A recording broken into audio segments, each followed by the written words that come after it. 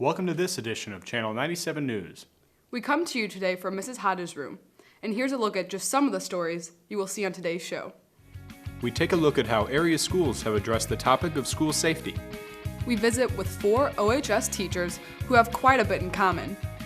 We check out 2 OHS music groups that performed at the recent Music Educators State Festival. And we have the story of one athlete who is back on the ice for the OHS hockey team. We'll have all that and much more on today's edition of Channel 97 News. And it all starts now.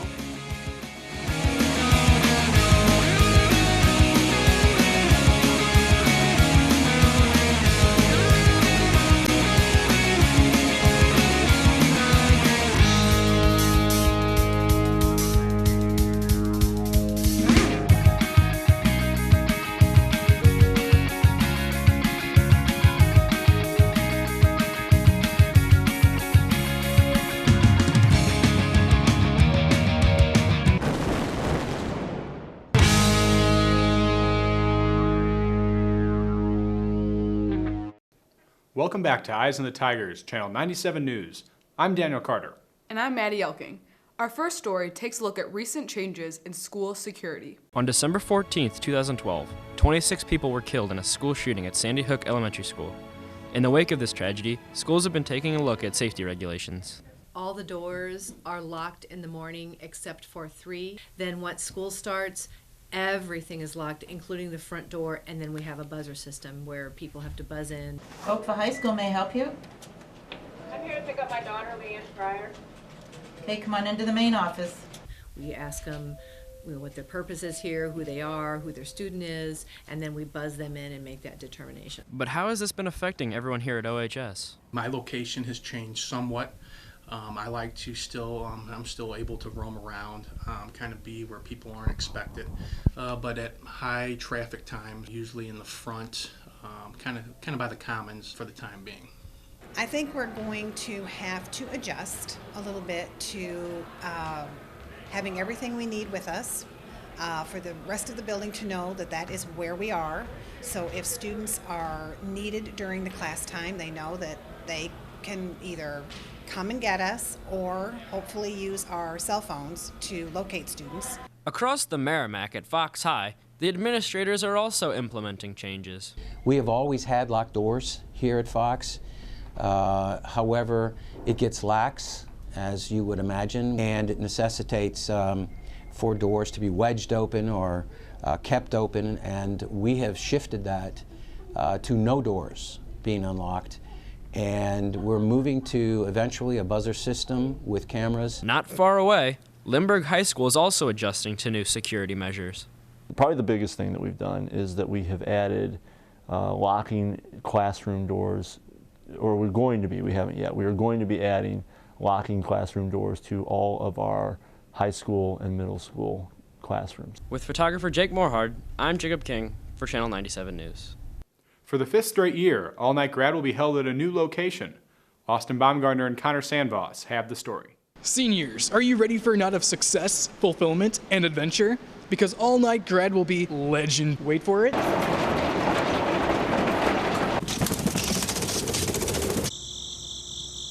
Dairy.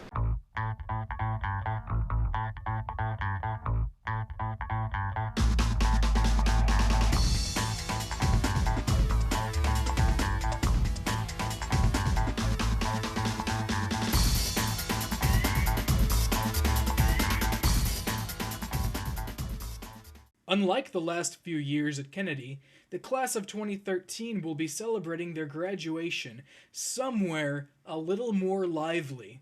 Money situation, how much money that we actually had made so far, what we projected we would be able to make. City Museum was economically the best choice.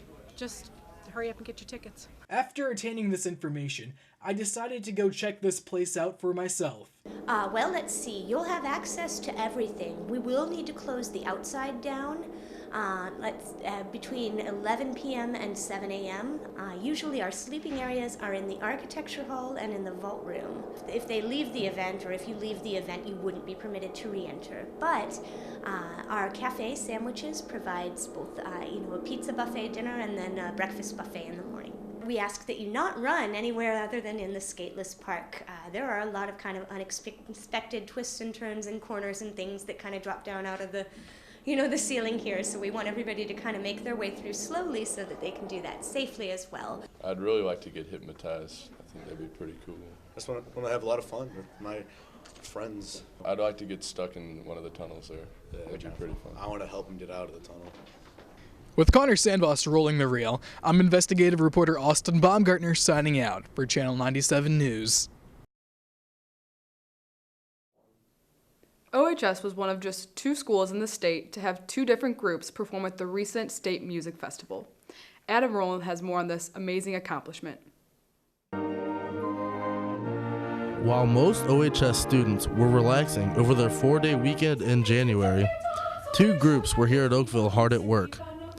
The Oakville Wind Symphony and Women's Chorale were selected to play at the Missouri Music Educators Association Conference on January 24th at Tan Tara Resort in Lake of the Ozarks. It's a huge honor to be selected. This conference is every year. Typically, there's a 4-year rotation. So we last performed in 2009. 2013 is the next time we are eligible to submit tapes.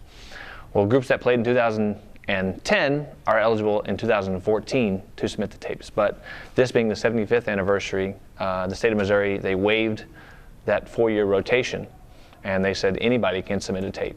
All that means is we're one of the top 5 best groups that submitted to state. In preparation for this event, each group had tune-up concerts. Choir on the 18th with the University of Mizzou Choir, and the band on the 22nd where they performed with Rockwood Summit South Middle School.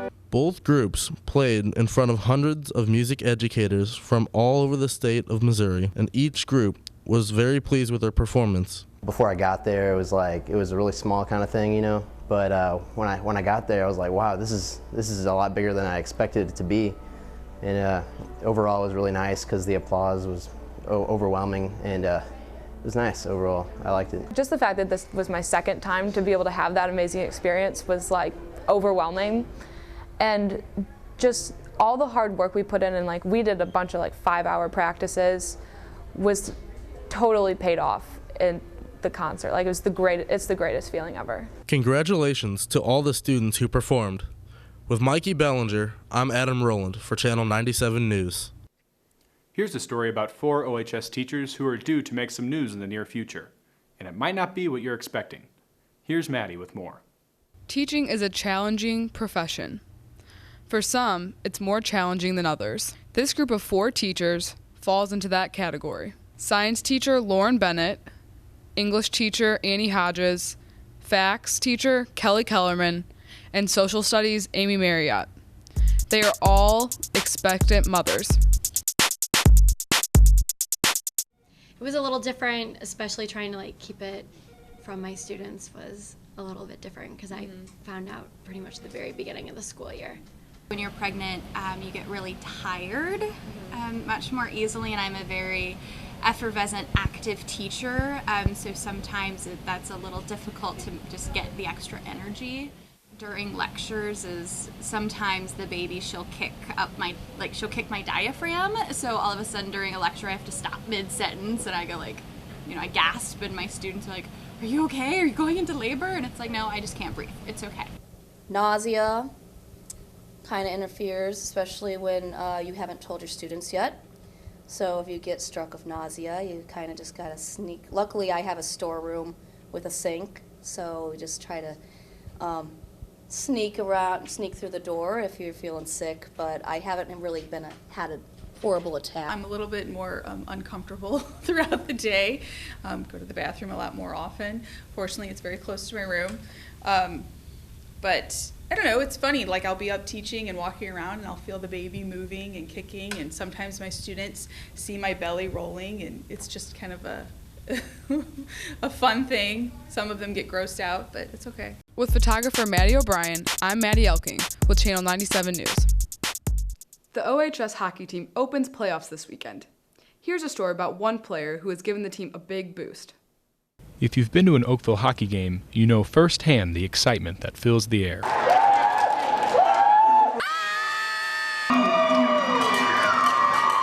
But one Oakville hockey player's return to the ice isn't just exciting, it's a blessing. It's great to be back. Good to be out there with the guys, playing some games and getting ready for playoffs. I got mono the 26th of October. Missed most of the season because with mono you get in a large spleen sometimes, so I couldn't play because if I got hit, could have been like a severe internal bleeding or something. So I was out for about 2.5 months because of the spleen, and it's finally back down to being normal. Cameron's father explained how greatly Cam's illness affected him. He was really sick. He lost about 8 to 10 pounds of weight. He couldn't come back for a while because he had an enlarged spleen, which means his spleen is basically oversized. And then if he gets hit in the spleen, anywhere in the area of the spleen, he could bleed out and potentially die. Got in a car accident. We got hit by a semi, which luckily that wasn't anything worse than a few scratches or anything. Comes out, my spleen was fine. Luckily, I got really lucky with that. So. And hopefully push forward to a state championship this year. Hopefully we go far with the playoffs and everything goes well. For Channel 97 News, I'm Daniel Carter with photographer Holly Dinkins. Good luck in the playoffs, Tigers. We go to the basketball court for this week's Teacher-Student Challenge. Here's Mikey Bellinger. Most of you know Coach Sturm as a gym teacher, but what you may not know is that Coach Sturm has some unique abilities. Outside of Rich, he goes for the three. He cans it. It's probably a good play to slow down though. Rich goes for another three. He's hot. Slow down though. Rich goes for another three. He's hot. Goes for three. It's good. Coach Sturm is a phenomenal basketball player, and he still holds the state record to this day of most three-point shots made in a game without a miss. He made that record 25 years ago. Now let's see if the leading scorer on the varsity basketball team, Irvin Cyrilek, can shoot down his glory. Rich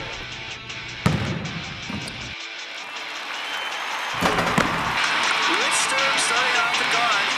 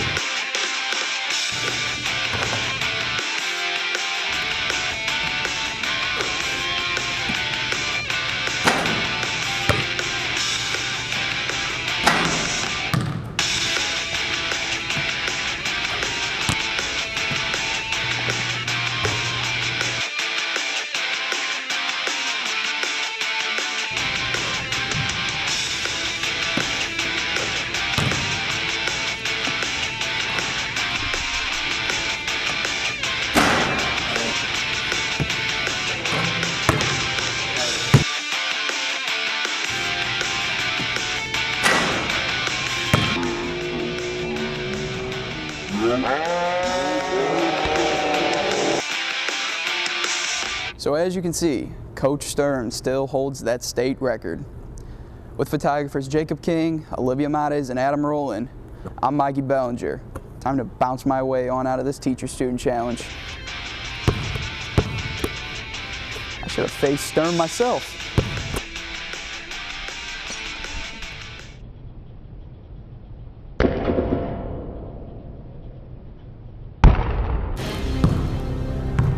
Maybe not. Rich goes for another three. He's hot. Hit another. Well, that wraps up this edition of Channel 97 News. We would like to take this opportunity to offer our condolences to the family and friends of one of our own, Angelique Bartley. Angelique lost her battle with cancer on January 21st. Angelique was a member of the Channel 97 News broadcast staff and was looking forward to attending St. Louis University. We will have a special story on Angelique on our next broadcast, February 13th. Thanks for watching today's show. I'm Daniel Carter. And I'm Maddie Elking. Remember, Oakville, keep your eyes on the Tigers.